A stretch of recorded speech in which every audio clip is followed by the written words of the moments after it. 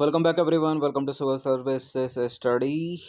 जो current affairs वाली हमारी सीरीज चल रही थी उसमें 70 प्रश्न हमने कंप्लीट कर लिए थे। इसमें हम देखेंगे 71 से 90 तक, यानी 20 प्रश्न होंगे इसमें। चलिए स्टार्ट करते हैं। इस टेस्ट सीरीज़ की प्लेलिस्ट बना रखी है, वहाँ पर आप टेस्ट नंबर 1 से लेकर 31 तक पहुँच सकते हैं। ये काउंटिंग में काउंट करें तो 31 नंबर का टेस्ट है करंट अफेयर्स का। अगला जो प्रश्न बनता है 71 नंबर का, अटल कैंटीन योजना के संदर्भ में सही कथन है। इसका शुभारंभ बिहार में किया गया। इस योजना के अंतर्गत 5 रुपये प्रति प्लेट की दर से पौष्टिक भोजन उपलब्ध कराया जाएगा। अटल कैंटीन योजना अभी हाल ही में शुरू की गई है, दिल्ली सरकार की योजना है। गलत है पहला स्टेटमेंट, बिहार की वजह से कट जाएगा। दूसरा वाला सही है। इस योजना के अंतर्गत 5 रुपये प्रति प्लेट की दर से पौष्टिक भोजन उपलब्ध कराया जाएगा, बी है इसका आंसर। देखिए, जो अटल कैंटीन योजना है इसका शुभारंभ दिल्ली की मुख्यमंत्री रेखा गुप्ता द्वारा पूर्व प्रधानमंत्री अटल बिहारी वाजपेयी की 101वीं जयंती पर किया गया। इस योजना के अंतर्गत दिल्ली के 100 स्थानों पर 5 रुपये प्रति प्लेट की दर से पौष्टिक भोजन उपलब्ध कराया जाएगा। प्रारंभिक चरण में यह योजना 45 कैंटीनों में शुरू की गई है। ठीक है, इसके बाद 55 में की जाएगी तो 100 हो जाएंगे। इसमें सरकार प्रति प्लेट 25 रुपये की सब्सिडी देती है, जबकि भोजन की जो वास्तविक लागत है वो है 30 रुपये। ठीक है, लेकिन हुआ ये था कि दिल्ली में पॉपुलेशन बहुत ज़्यादा है तो खाना कम पड़ गया था। पहले दिन ही जो है बहुत बुरी स्थिति हो गई थी, खाना बच ही नहीं पाया, कुछ ही लोगों को मिल पाया बस। 72वां प्रश्न है, दिसंबर 2025 में नागरिक उड्डयन मंत्रालय द्वारा भारत के घरेलू विमानन बाजार में बढ़ती एकाधिकार प्रवृत्ति को कम करने के उद्देश्य से किन 2 नई एयरलाइनों को अनापत्ति प्रमाण पत्र यानी NOC प्रदान किया गया है, नो ऑब्जेक्शन सर्टिफिकेट, कि आप उड़ा सकते हैं। एक तो है फ्लाई एक्सप्रेस और दूसरी है अल हिंद एयर, बी है इसका आंसर। 23 दिसंबर 2025 को नागरिक उड्डयन मंत्री के राम मनोहर नायडू ने सोशल मीडिया प्लेटफॉर्म एक्स, जो कभी ट्विटर के नाम से जाना जाता था, इस पर जानकारी दी कि मंत्रालय ने संख एयर, अल हिंद एयर और फ्लाई एक्सप्रेस की टीमों के साथ बैठकें की। उत्तर प्रदेश आधारित जो संख एयर है उसको तो पहले ही NOC मिल चुका है, याद रखिएगा। ठीक है, और इसके वर्ष 2026 में वाणिज्यिक परिचालन शुरू करने की उम्मीद है, जबकि अल हिंद एयर और फ्लाई एक्सप्रेस को इसी सप्ताह मंजूरी दी गई है। तो अपना आंसर जो बनता है अल हिंद एयर और फ्लाई एक्सप्रेस, और जो यूपी की नई है संख एयर।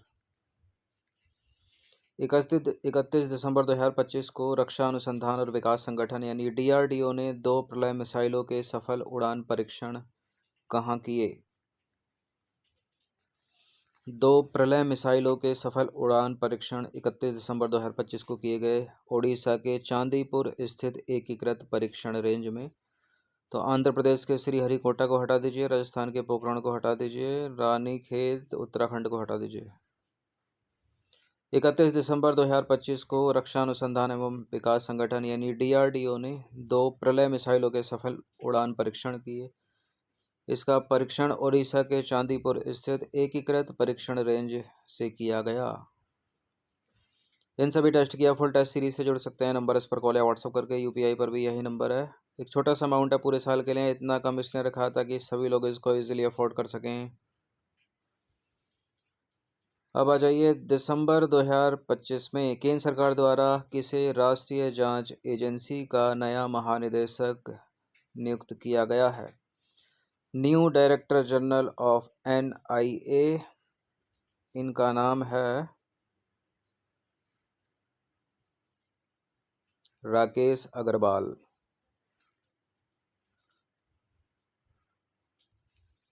देखिए, दिसंबर 2025 में केंद्र सरकार द्वारा वरिष्ठ IPS अधिकारी राकेश अग्रवाल को राष्ट्रीय जांच एजेंसी NIA का नया महानिदेशक नियुक्त किया गया। वे हिमाचल प्रदेश कैडर के 1994 बैच के भारतीय पुलिस सेवा के अधिकारी हैं, यानी IPS अधिकारी हैं। वर्तमान में NIA में वह महानिदेशक के पद पर कार्यरत हैं। इस पद पर उन्होंने सदानंद वसंत दांते का स्थान लिया है।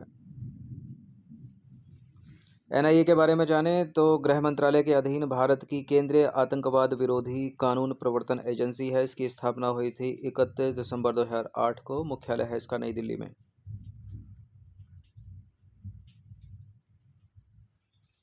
75वां प्रश्न है, 30 दिसंबर 2025 को भारत इंटरफेस फॉर मनी यानी भीम एप्लीकेशन की 9वीं वर्षगांठ मनाई गई। आपको बताना है कि भारतीय राष्ट्रीय भुगतान निगम ने इस एप्लीकेशन की शुरुआत किस वर्ष की थी। जब नोटबंदी हुई थी जिस साल, उसी साल ये आई, 2016 में। बी है इसका आंसर। देखिए, भारतीय राष्ट्रीय भुगतान निगम एनपीसीआई की बात हो रही है। इसने 30 दिसंबर 2026 को भीम एप्लीकेशन की शुरुआत की थी। इस एप्लीकेशन का उद्देश्य बैंकों के माध्यम से सीधे ई भुगतान करके देश में वित्तीय समावेशन और नकदी रहित लेन देन की अर्थव्यवस्था को प्रोत्साहन देना है।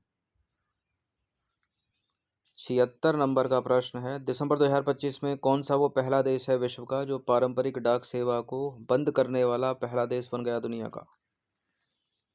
जैसे इंडिया में चलती है ना इंडियन पोस्ट ऑफिस।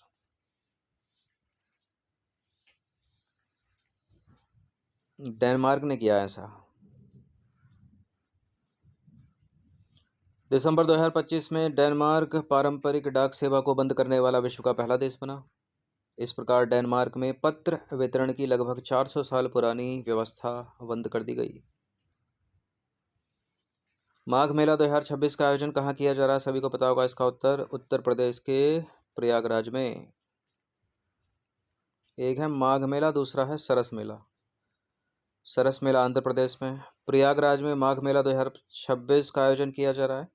यह 3 जनवरी से शुरू होकर 15 फरवरी 2026 तक महाशिवरात्रि तक चलेगा। स्वच्छता सर्वेक्षण 2025 में 10 लाख से अधिक जनसंख्या में कौन सा शहर शीर्ष स्थान पर है। वही शहर है जिसमें अभी हाल ही में गंदा पानी पीने से 14 से 15 लोगों की मृत्यु हो गई। मध्य प्रदेश का इंदौर। ऑप्शन नंबर ए है इसका आंसर, और कई सालों से बना हुआ है ये। स्वच्छ सर्वेक्षण 2025 आंकड़े हैं 2024-25 के परिणामों के अनुसार 10 लाख से अधिक आबादी वाले शहरों की श्रेणी में मध्य प्रदेश का इंदौर लगातार 8वीं बार शीर्ष स्थान पर है। इसके बाद गुजरात का सूरत और महाराष्ट्र का नवी मुंबई तीसरे स्थान पर है। क्वेश्चन नंबर 79 है, 6 से 18 जनवरी 2026 तक राष्ट्रीय स्तर का सरस मेला 2026 कहाँ आयोजित किया गया। एक है माघ मेला प्रयागराज यूपी, और यह है सरस मेला आंध्र प्रदेश का गुंटूर। ये है इसका आंसर। 6 से 18 जनवरी 2026 तक राष्ट्रीय स्तर का सरस मेला 2026 का आयोजन गुंटूर में किया गया। यह पहली बार है जब गुंटूर, आंध्र प्रदेश के गुंटूर में इस तरह का कोई कार्यक्रम आयोजित किया गया था। 29 से 30 दिसंबर 2025 को विश्व खेल शिखर सम्मेलन 2025 कहाँ आयोजित किया गया। वर्ल्ड स्पोर्ट्स समिट दिख रहा होगा आपको इमेज में, दुबई में। दुबई 2025 भी है इसका आंसर। 29 से 30 दिसंबर 2025 को विश्व खेल शिखर सम्मेलन 2025 दुबई यानी संयुक्त अरब अमीरात में आयोजित किया गया। इसका मुख्य विषय खेल के माध्यम से दुनिया को एकजुट करना है। इसे दुबई स्पोर्ट्स काउंसिल द्वारा आयोजित किया गया था। फेमस महिला 17 वर्षीय। दिसंबर 2025 में कौन स्कीइंग करते हुए दक्षिणी ध्रुव तक पहुंचने वाली सबसे कम उम्र की भारतीय बनी। यही हैं दोनों। यह है 17 वर्षीय Kamya Karthikeyan. Option number B. दिसंबर 2025 में काम्या कार्तिकेयन स्कीइंग करते हुए दक्षिणी ध्रुव तक पहुंचने वाली सबसे कम उम्र की भारतीय और विश्व की दूसरी सबसे कम उम्र की महिला बनी। उन्होंने 0 से -30 डिग्री सेल्सियस के नीचे के तापमान और तूफानी हवाओं का सामना करते हुए 89 डिग्री दक्षिण से लगभग 60 समुद्री मील यानी लगभग 115 किलोमीटर की दूरी तय की, जिसमें वह अपने पूरे अभियान के सामान से लदी एक स्लेज को खींच रही थी। ठीक है, पूरा कवर होके जाते हैं ना, क्योंकि ठंडी इतनी होती है, ज़रूरत का सामान लेके जाना पड़ता है। 82वां प्रश्न है कि 1 जनवरी 2026 को रक्षा अनुसंधान एवं विकास संगठन यानी DRDO का 68वां स्थापना दिवस मनाया गया। आपको बताना है कि ये DRDO की स्थापना कब हुई थी। 1 जनवरी तो सभी में कॉमन है, लेकिन सन कौन सी है। 1 जनवरी 1958। 1 जनवरी 2026 को DRDO का 68वां स्थापना दिवस मनाया गया। फुल फॉर्म क्या है? रक्षा अनुसंधान एवं विकास संगठन। इसकी स्थापना हुई थी 1 जनवरी 1958 को। वर्तमान में DRDO के महानिदेशक यदि अगर पूछ ले तो कौन है? Doctor Sameer B Kamat. 83वें नंबर का प्रश्न है, निम्नलिखित कथनों पर विचार करेंगे। 2 कथन है यहाँ पर, कौन सा इसमें सही होगा? 29 दिसंबर 2025 को DRDO ने पिनाका, जो कि एक लंबी दूरी की मिसाइल है, लंबी दूरी के गाइडेड रॉकेट का सफल उड़ान परीक्षण किया। रॉकेट है, ठीक है। इसका परीक्षण जैसलमेर में किया गया। पहला तो सही है, दूसरा वाला गलत है। देखिए, 29 दिसंबर 2025 को DRDO ने पिनाका लंबी दूरी के गाइडेड रॉकेट का पहला सफल परीक्षण किया। इसका परीक्षण चांदीपुर स्थित एकीकृत परीक्षण रेंज में किया गया। इस रॉकेट का परीक्षण उसकी 120 किलोमीटर की अधिकतम सीमा के लिए किया गया, ठीक है, जो कि सफल रही। तो दूसरा ऑप्शन था जैसलमेर, ठीक है। जैसलमेर में ना होकर ओडिशा में किया गया है, चांदीपुर में स्थित एकीकृत परीक्षण रेंज में। मोस्ट इंपॉर्टेंट प्रश्न है, 2025 को प्रसिद्ध साहित्यकार विनोद कुमार शुक्ल का निधन हो गया। उन्हें 59वें ज्ञानपीठ पुरस्कार से सम्मानित किया गया था। इंपॉर्टेंट प्रश्न है, बिल्कुल ये करेक्ट है। दोनों के दोनों कथन सी है इसका आंसर। देखिए, 23 दिसंबर 2025 को हिंदी के प्रसिद्ध साहित्यकार विनोद कुमार शुक्ल का रायपुर में निधन हो गया। वे विगत 50 वर्षों से साहित्यिक लेखन में सक्रिय रूप से जुड़े हुए थे। 59वें ज्ञानपीठ पुरस्कार से उनको सम्मानित किया गया था। छत्तीसगढ़ के पहले लेखक थे जिन्हें इस पुरस्कार से पुरस्कृत किया गया। उन्हें उनके उपन्यास दीवार में एक खिड़की रहती थी के लिए साहित्य अकादमी पुरस्कार भी मिला था। 85वें नंबर का प्रश्न है, 26 से 27 दिसंबर 2025 के मध्य आतंकवाद निरोधी सम्मेलन 2025 कहाँ आयोजित किया गया? इमेज में अगर आपको दिख रहा हो तो 26 से 27 दिसंबर नई दिल्ली में। ए है इसका आंसर। 26 से 27 दिसंबर 2025 के मध्य आतंकवाद निरोधी सम्मेलन यानी एंटी टेरर कॉन्फ्रेंस 2025 नई दिल्ली में आयोजित किया गया। यह सम्मेलन भारत सरकार के गृह मंत्रालय के अंतर्गत राष्ट्रीय जांच एजेंसी यानी NIA द्वारा आयोजित किया गया था। इस टेस्ट सीरीज की आप फुल टेस्ट सीरीज से जुड़ सकते हैं, नंबर इस पर कॉल या व्हाट्सएप करके। नेक्स्ट क्वेश्चन है, 23 दिसंबर 2025 को किसने रेल विकास निगम लिमिटेड के नए अध्यक्ष और प्रबंधक निदेशक यानी CMD के रूप में पदभार ग्रहण किया है? इन्होंने ही किया है। इनका नाम है Salim Ahmed. Option number B.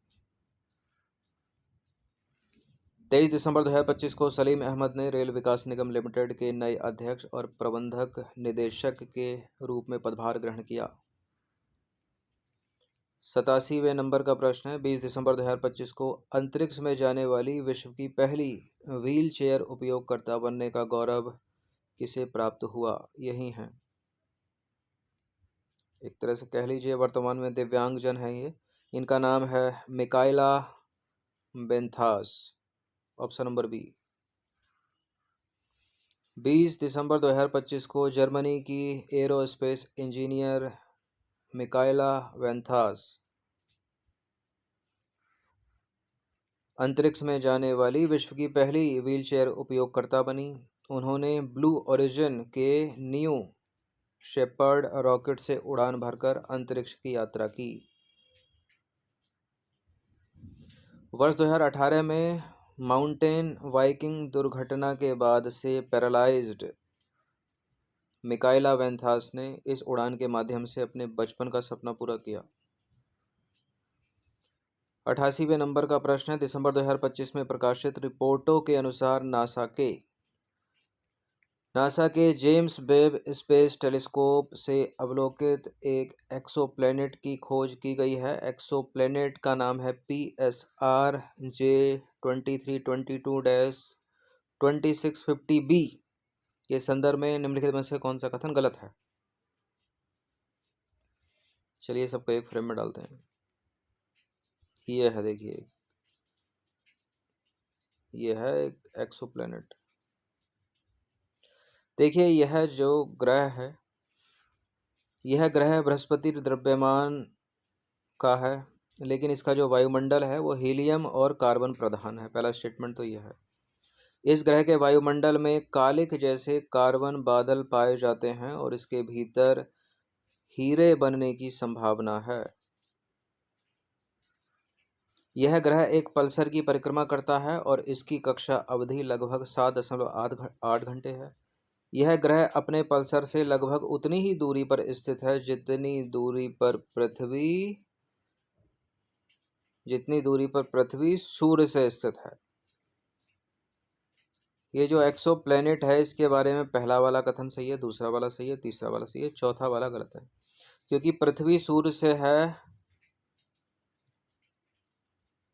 8 crore और यह है 8 लाख, इसलिए गलत है। ठीक है, पृथ्वी से सूर्य की दूरी करोड़ों में है, लेकिन इस ग्रह की सूर्य से दूरी जो है वो लाखों में है, इसलिए डी वाला सही नहीं है। सॉरी, 10 करोड़, 8 की जगह 10 कर लीजिए। देखिए, यह जो ग्रह है वो पल्सर से मात्र 10 लाख मील की दूरी पर स्थित है, जबकि पृथ्वी जो है सूर्य से लगभग 10 करोड़ मील दूर है। इसकी कक्षा इतनी सघन है कि इसका एक वर्ष केवल 7.8 घंटे का होता है। एक साल मात्र 7.8 घंटे का। पल्सर के प्रबल गुरुत्वाकर्षण के कारण यह ग्रह खिंचकर नींबू के आकार का हो गया है। ठीक है, तो 10 लाख मील दूर स्थित है ये ग्रह सूर्य से, जबकि पृथ्वी सूर्य से कितनी दूर है? 10 करोड़ मील दूर। ठीक है, एक्सोप्लैनेट है ये, PSR J2322-2650b। 89 नंबर का प्रश्न है, काशी विंध्य क्षेत्र के समग्र विकास के लिए काशी विंध्य विकास प्राधिकरण का गठन किया जाएगा। आपको बताना है कि इसमें उत्तर प्रदेश का कौन सा जिला शामिल नहीं होगा।